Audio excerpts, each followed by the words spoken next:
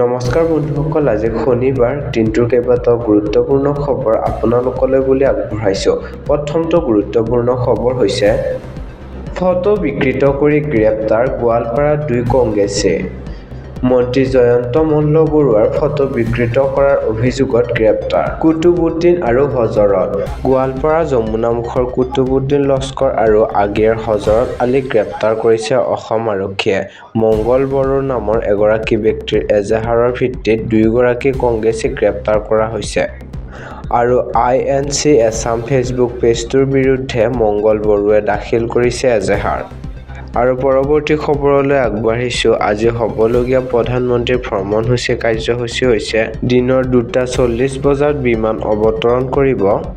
আবেলি 3 বজাত গুৱাহাটী বিমানবন্দৰৰ টাৰ্মিনেল মুকলি।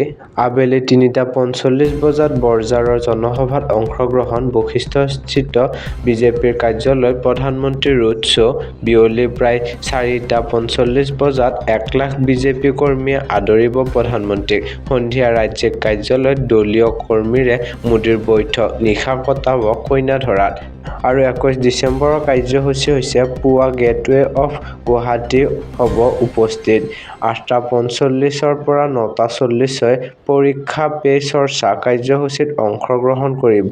তাৰ পিছত বৰাগাঁও শ্বহীদ স্মাৰক ক্ষেত্ৰত হ'ব উপস্থিত।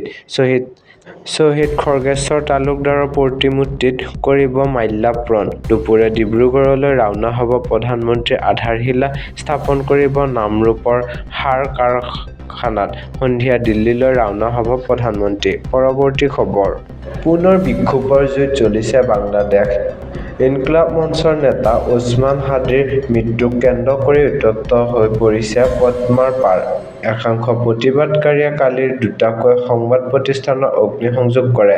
এজন হিন্দু ধৰ্মীয় যুৱকক মাৰপিট কৰি জীৱনতে জ্বলাই দিয়াৰো অভিযোগ উত্থাপন হৈছে।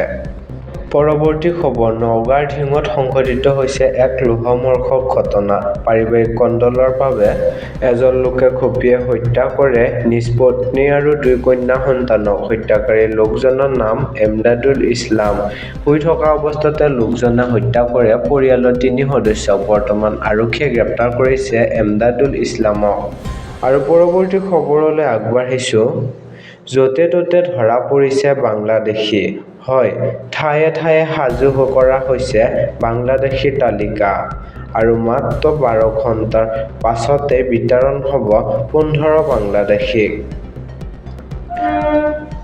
জুৰিয়াত পৰিয়ালৰ সকলো সদস্য ভাৰতীয়, কিন্তু ফজিলা খাতুনক বিদেশী ঘোষণা।